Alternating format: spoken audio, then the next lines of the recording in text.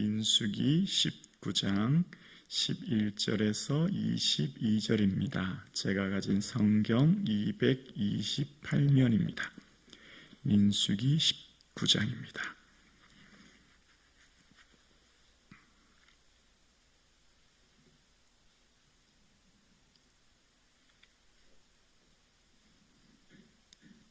(19장) 11절로 22절까지를 우리 함께 고백드리겠습니다.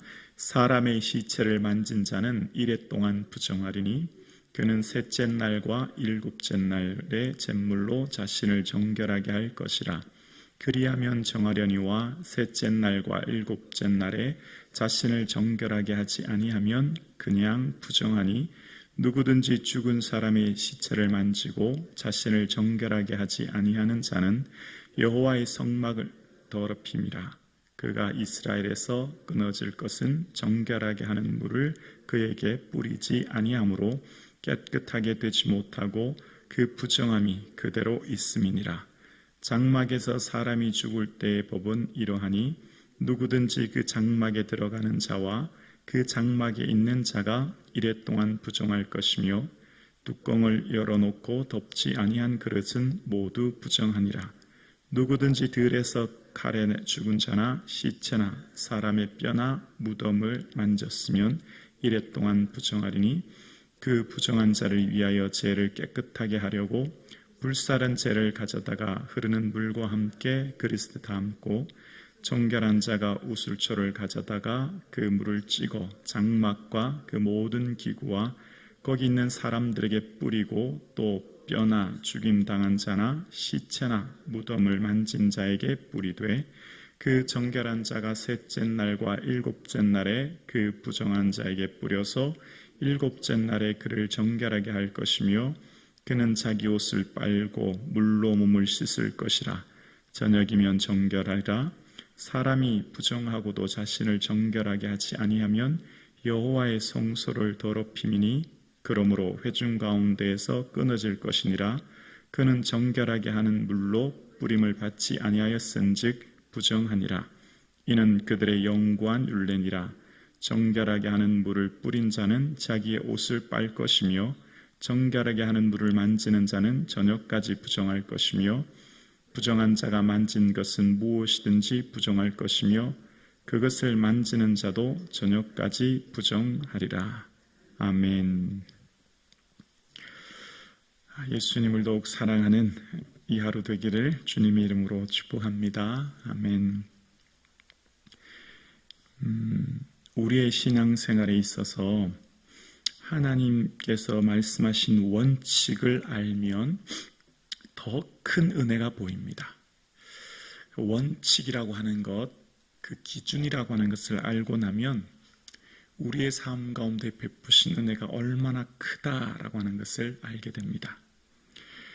오늘 본문은 시체를 만진 사람은 부정한데 어떻게 정결하게 하는가에 대해서 이제 본문을 이야기하려고 해요. 근데 오늘 본문을 이해하려면 먼저 이 19장 앞단락을 읽어야만 오늘 본문이 또 이해되기 때문에, 앞단락 본문에 보면 부정을 씻는 물에 대해서 설명하는데요. 그 물은 이제 이 붉은 암송아지, 흠 없는 붉은 암송아지를 가지고 제사장 엘라살에게 가지고 오고, 그러면 그것을 진영 바깥으로 가서 잡습니다. 그런 다음에 엘라살은 그 피를 회막에 뿌려서 7번 뿌리고, 불사른 다음에 백향목과 우술초와 홍색실을 던지고, 그 태운 암송아지의 채를 가지고 이제 회중을 정결하게 하는 부정을 씻는 물로 사용하라라고 하는 것을 먼저 말씀하신 거예요. 자, 그런 다음에 이제 오늘 본문의 11절에 보면 사람의 시체를 만진 자는 이레 동안 부정하리니라고 하죠. 그리고 12절에 보면 그는 셋째 날과 일곱째 날에 잿물로라고 하는 거 보이세요? 잿물로. 자, 여기 잿물이 뭐냐면 조금 전반부에 읽었던 이 붉은 암송아지에 태운 재, 붉은 암송아지를 태워서 두었던 그 재를 말하는 겁니다. 그 재와 함께 물을 섞어서 자신을 정결하게 하는데, 만약 그렇게 하지 않으면 13절에 보면, 중반부에 보면 13절을 다 볼게요. 누구든지 죽은 사람의 시체를 만지고 자신을 정결하게 하지 아니하는 자는 여호와의 성막을 더럽힘이라. 그가 이스라엘에서 끊어질 것은 정결하게 하는 물을 그에게 뿌리지 아니하므로 깨끗하게 되지 못하고 그 부정함이 그대로 있습니다. 정결하게 하는 물은 조금 전에 읽었던 붉은 암송아지를 태웠던 그 재를 물에 섞은 것, 그것이 정결하게 하는 물인데, 그것을 이 시체를 만진 사람에게 뿌려서 정하게 하지 않으면 그 사람의 부정함은 어떻게 되냐면 그대로 있다라는 겁니다. 그래서 또 이 14절 이하에, 그러면 사람이 죽었을 때를 그 정결함을 받으려면, 그러니까 어떤 사람이 갑자기 죽으면 그 가족이든지 혹은 가까운 이웃이든지 사람들이 그 시체를 닦거나 그 시체 있는 장막에 들어가거나 그렇게 해서 몸이 부정하게 되면 어떻게 되냐? 그러면 17절을, 오늘 본문 17절을 볼게요.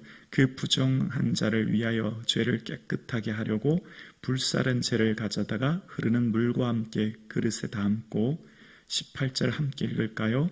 정결한 자가 우슬초를 가져다가 그 물을 찍어 장막과 그 모든 기구와 거기 있는 사람들에게 뿌리고, 또 뼈나 죽임당한 자나 시체나 무덤을 만진 자에게 뿌리되, 그렇게 뿌리면 19절에 정결하게 된다는 겁니다. 여러분, 원칙을 알면 은혜가 더 크게 보인다고 말씀드렸는데요. 속죄제에 대한 절차와 원칙이 나오는데, 정식 속죄제에 대한 이 절차와 원칙, 그 비용은 굉장히 많은 비용이 듭니다. 절차가 매우 까다롭습니다. 레위기 14장과 15절에 나와요. 14장과 15장에 나옵니다. 자, 그런데 하나님이 이스라엘에게 그 많은 정식 속죄제 절차와 비용이 많은 그들에게 간이 속죄제를 허용하신 거예요. 간단한 방법으로 죄를 속할 수 있는 방법을 허락해 주셨는데, 그게 붉은 암송아지를 통하여 드림으로 그 죄로 통하여서 속죄하게 하는 것을 말씀하신 겁니다.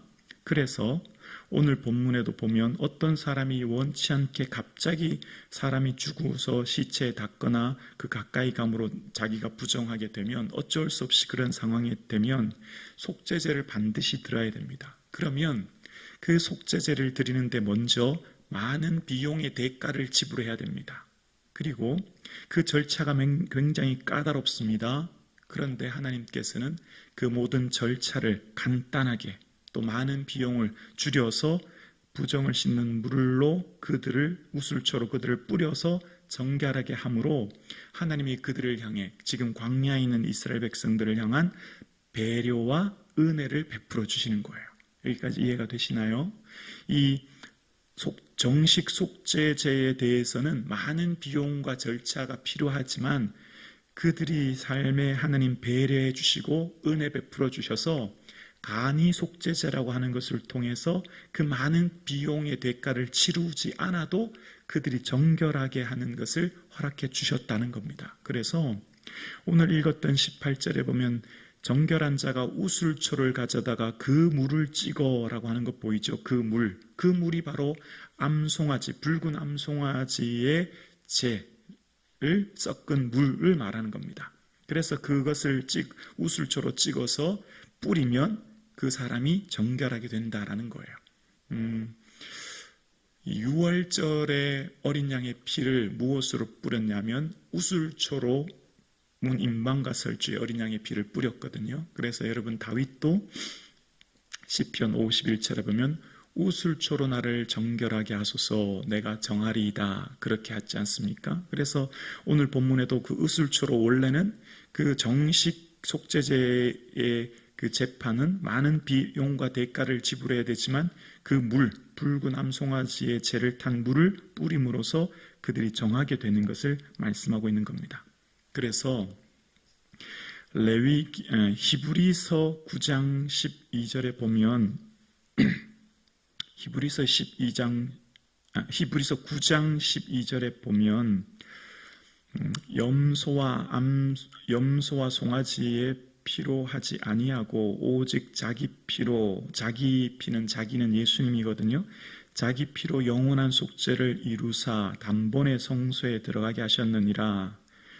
13절에 보면 염소와 황소의 피와 및 암송아지의 제 보이십니까? 암송아지의 제가 오늘 읽었던 민수기 19장의 얘기를 말하는 겁니다. 암송아지의 제를 부정한 자, 시체를 만져서 부정하게 되었었지요. 그 부정한 자에게 뿌려 그 육체를 정결하게 하여 거룩하게 하거든. 오늘 지금 절차를 얘기하는 거예요. 그 원칙을 얘기하는 거죠. 14절에 하물며 영원하신 성령으로 말미암아 흠없는 자기 자신은 예수님이죠. 자기를 하나님께 드린 그리스도의 피가 어찌 너희 양심을 죽은 행실에서 깨끗하게 하고 살아계신 하나님을 섬기게 하지 못하겠느냐. 아멘. 예수 그리스도의 그 피로 우리는 영원한 속죄를 얻었고 단번에 성소에 들어가게 하셨다. 붉은 암송아지의 제를 들여서 뿌려서 정결하게 하거든.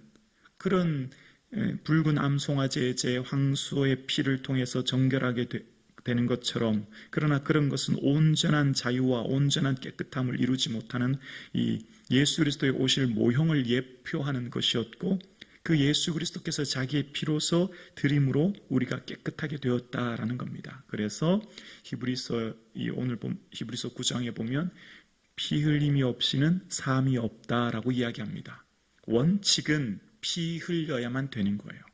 육체의 생명은 피에 있습니다. 생명은 피에 있고, 그래서 피가 죄를 속한다 말합니다. 다른 말로 말하면 죄는 반드시 생명으로 그 값을 대신해야 됩니다. 죄는 그냥 사라지지 않고 반드시 그 죄에 대한 대가는 생명을 지불해야 된다는 거예요. 왜냐하면 죄의 그 삭슨, 결과는 사망하기 때문입니다.